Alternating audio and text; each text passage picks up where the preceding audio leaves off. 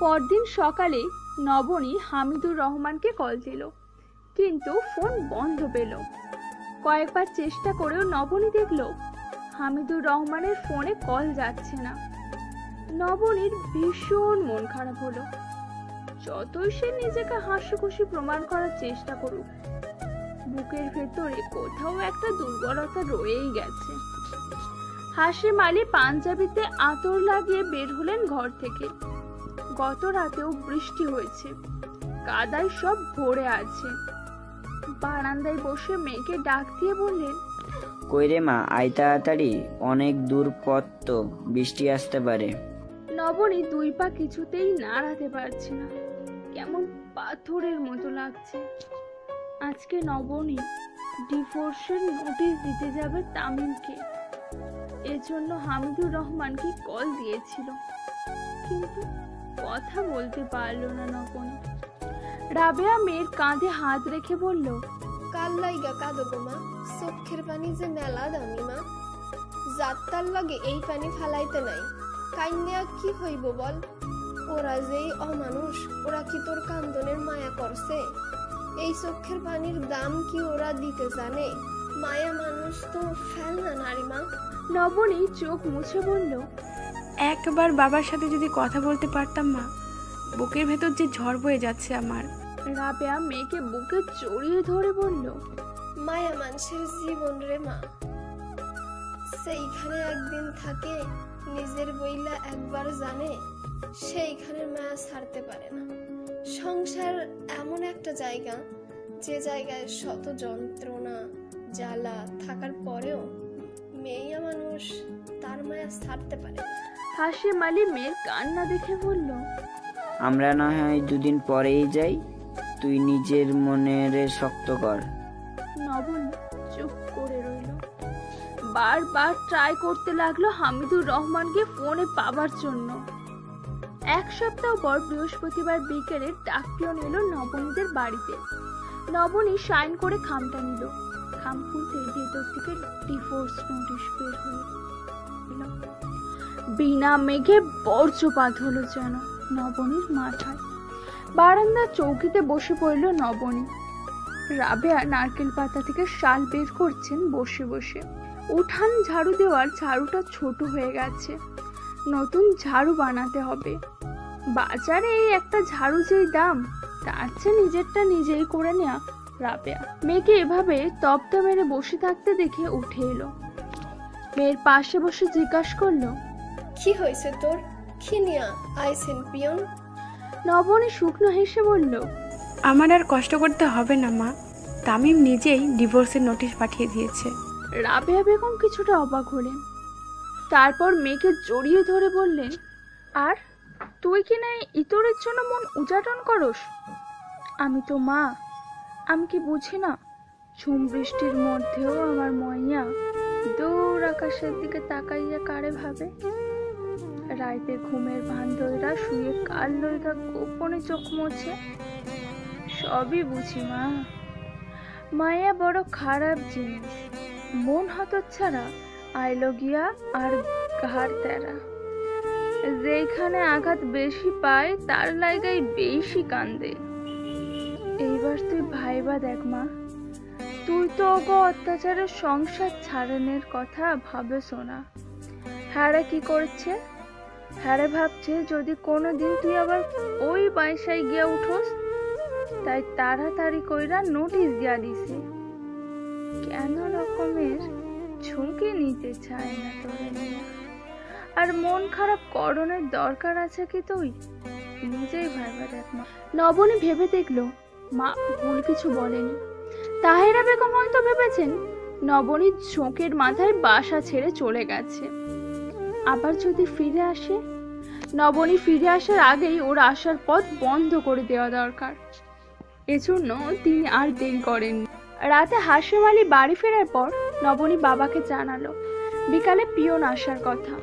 হাসিম আলী মুচকে এসে বলল, আমার 7,000 ধন রে, ওরে চিনল না, মন খারাপ করিস না মা। সবাই কি আর খাঁটি সোনা চিনে? আমগো চাইতে অগো বেশি তাড়া দেখছি। ভালোই করছিস মা, তুই চলে আইসা। তাও তো আমার মাইয়ারে চোখের সামনে দেখতেছি। যেই অমানুষ ওরা কোনোদিন মাইয়ারে বুড়িগঙ্গায় ফালাইয়া দিত, আমরা খোঁজও পাইতাম না। তাহেরার মন আজকে অত্যাধিক ভালো। নিতুর সাথে তিনি ফোনে কথা বলেছেন আজ। মেয়েটা দমে দমে তাকে মা বলে ডাকছে। শুনেই তার মন প্রাণ জুড়িয়ে গেল। এত ভালো চাকরি করে মেয়েটা, অথচ কত সুন্দর করে ভদ্রভাবে কথা বলে। নিতুকে বউ করে আনার জন্য তাহেরা বেগম আর তর সইছে না। যত শীঘ্রই সম্ভব নিতুকে ঘরে তুলতে চান তিনি। এজন্যই নবনীকে ডিভোর্স নোটিশ পাঠিয়ে দিয়েছেন। নবনী ইউনিয়নের পরিষদ ও ডিভোর্স নোটিশের এক কপি পাঠানো হয়েছে। এখন ভালোই ভালো 90 দিন কেটে গেলেই ডিভোর্স হয়েছে। অফিসে ঢুকতেই তামিম দেখলো নিতু হাসি মুখে বসে আছে তার কেবিনে। পরনে একটা সবুজ শাড়ি, ম্যাচিং করে রেশমি চুড়িও পরেছে। তামিম থমকে দাঁড়ালো। নবনীর কথা মনে পড়ে গেল তামিমের। বুকের ভিতর থেকে একটা দীর্ঘশ্বাস বের হয়ে এলো নবনীর কথা ভাবতেই। বিয়ের পর প্রথম তামিমের বেশ ভালোই লাগতো নবনীর হাতের চুড়ির শব্দ। রাতে ঘনিষ্ঠ হতে গেলে মাঝে মাঝে নবনীর হাতে তামিমের বলিষ্ঠ হাতের চাপে ভেঙে যেত চুড়ি। মাঝে মাঝে তো নবনীর হাত কেটেও যেত। কিন্তু তাহেরা বেগম বিরক্ত হয়ে গেলেন নবনীর চুড়ির শব্দে। একদিন তামিমের সামনেই নবনীকে ধমকালেন বস্তির মেয়েদের মতো এসব চুড়ি পরে বলে। সেই সাথে নবনীর পরিবারকেও আচ্ছা মতো ধুলাই করলেন। তামিম মায়ের কথার উপর কথা বলে না। সেদিন তার খারাপ লাগলেও তাই কিছু বলেনি। উল্টে নবনীকেই ধমকে বলেছে এই বাড়িতে এসব কেউ পছন্দ করে না। তামিম নিজেও বিরক্ত। আজ এতদিন পর তামিমের মনে হলো সে কি আসলেই বিরক্ত হতো। মায়ের উপর কথা বলতে না পারার জন্য আজ জীবনে কত পরিবর্তন এলো। তামিম নবনীকে ডিভোর্স নোটিশ পাঠিয়েও দিল। অথচ তামিম কি কখনো নবনীকে ছেড়ে দিতে চেয়েছে? নিজেকে সে শুদ্ধতম পুরুষ বলে দাবি করে না। নবনীর সাথে বিয়ে হবার আগেও দুজনের সাথে তামিমের শারীরিক সম্পর্ক ছিল। কিছু পুরুষের মতো তামিমেরও প্রতিদিন একই খাবারে অরুচি, তাই বলে ছেড়ে দেওয়ার ইচ্ছেও ছিল না তার। গাছেরও খাবে তলারও কুড়াবে মতলব ছিল তার। কিন্তু হলো কি হলো? অথচ তবে তামিম এটা অস্বীকার করবে না যে নবনীর প্রতি তামিমের অন্যরকম একটা মায়া রয়েছে। হয়তো 3 বছর একই ছাদের নিচে থেকেছে বলে আজ স্বপ্নের মতো লাগছে সেসব দিন। কিন্তু তামিমকে মূর্তির মতো দাঁড়িয়ে থাকতে দেখে হাত ধরে নাড়া দিয়ে বলল, এভাবে দাঁড়িয়ে আছো কেন? তামিম কিছুটা চমকে গেল, ভাবনায় ছেদ পড়ায়। একটু থমকে বলল, তুমি আজ আমার কেবিনে এভাবে শুয়েছো কেন? ঋতু হেসে বলল, বোকারাম, আমি জানতাম তুমি ভুলে যাবে। মনে নেই আজকে আমাদের অফিসে নতুন বস আসবে?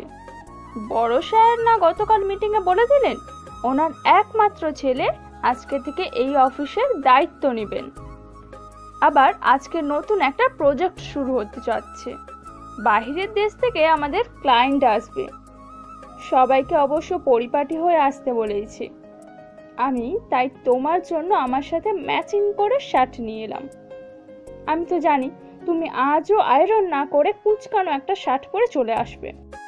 তামিম মুচকি হাসলো। নবনী থাকতে তামিমের সব জামা কাপড় সে ধুয়ে ইস্ত্রি করে রাখত। নবনী নেই, আজ কয়েকদিন হলো। তার জামা কাপড় সব এলোমেলো হয়ে আছে।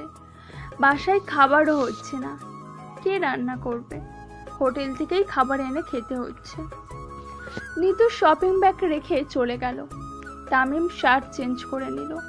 পুরো অফিস জুড়ে আজকে কেমন সাজ রব। নতুন সোফা এসেছে, চেয়ার এসেছে। বসের কেবিনের দিকে একটা বুক শেলফ নিয়ে যাওয়া হচ্ছে। নতুন বস নিশ্চয়ই বই পড়তে ভালোবাসেন। তামিমের আবারও নবনীর কথা মনে পড়ল। কি ভীষণ পড়ার শখ ছিল নবনীর। তামিম একবার তাকে 2টো বইও কিনে দিয়েছে মায়ের আড়ালে। কি যেন নাম ছিল? মনে করতে পারল না তামিম। কিন্তু শেষ রক্ষা হলো না। তাহেরা বেগম একদিন দেখলেন নবনী কিচেনে দাঁড়িয়ে রান্না করছে আর বই পড়ছে, মিটিমিটি হাসছে। তিনি বই নিয়ে এলেন, নিজেও পড়বেন বলে। তারপর আর ফিরিয়ে দেননি নবনীকে। এসব ভাবতে ভাবতে তামিমের হঠাৎ করে মনে হলো, নিতু কি নবনীর মতো হবে? তাহিরার এসব কি নিতু কখনো মেনে নেবে? উত্তর খুঁজে পায় না তামিম। বাইরে সবার হুটোপুটি শুনে তামিম বুঝতে পারল নতুন বস এসেছে। সবাই সারিবদ্ধ হয়ে দাঁড়িয়ে আছে। নিতু, অরুণা, লিমার হাতে ফুলের মালা স্যারকে পরানোর জন্য। সবাই সেজে গুজে দাঁড়িয়ে আছে। তামিম তাকিয়ে দেখলো পরশরের পেছনে 25 থেকে 26 বছর বয়সী একটা ছেলে ঢুকেছে। পরনে একটা হালকা গোলাপি কালারের পাঞ্জাবি এবং সাদা পাজামা, মাথায় একটা কালো টুপি। তামিমের চাইতে 2 ইঞ্চি লম্বা হবে। চেহারায় কেমন একটা অদ্ভুত পবিত্রতা, স্নিগ্ধ কোমল লাগছে দেখতে। তামিম জানতো গোলাপি মেয়েদের রং, ছেলেদেরও যে এত ভালো লাগে তা আগে বোঝেনি। ছেলে হয়েও তামিমের চোখ আটকে গেল। তাকিয়ে থাকতে থাকে কখন যে তামিমের সামনে এলো তামিম খেয়ালও করলো না। বড় স্যার তামিমের সাথে পরিচয় করিয়ে দেওয়ার জন্য বলল, উনি হচ্ছে তামিম হোসেন, আমাদের উৎপাদন বিভাগে উনি দেখেন।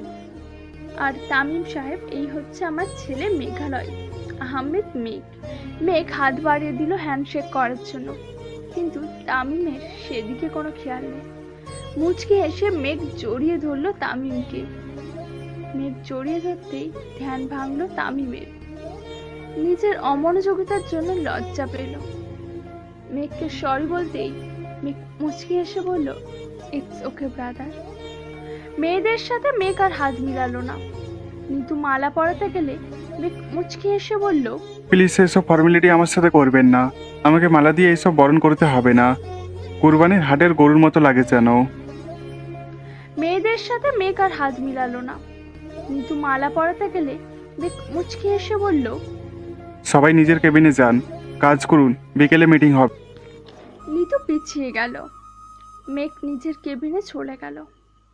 নিতু তামিমের সাথে তামিমের কেবিনে গিয়ে বলল, নতুন বস কি হ্যান্ডসাম না তামিম? আমি তো অলরেডি ক্লাস খেয়ে গিয়েছি। তামিম বলল, আসলে অনেক হ্যান্ডসাম, আমি নিজে মুগ্ধ হয়ে গেছি দেখো। নিতু হাসতে হাসতে বলল, তোমার সাথে রিলেশন না থাকলে আমি নিশ্চিত ওনার সাথে লাইন মারার চেষ্টা করতাম।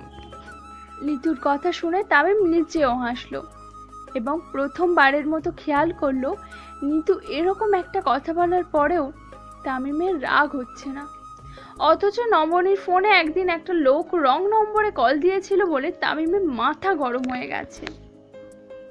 তামিমের নিজেকে কেমন নড়বড়ে মনে হচ্ছে আজ। কেন এমন লাগছে তার? নবনীর কথা কেন বারবার ভাবছে সে? হিসেব মেলাতে পারছে না। সবার হিসেব কি মেলে এক জীবনে?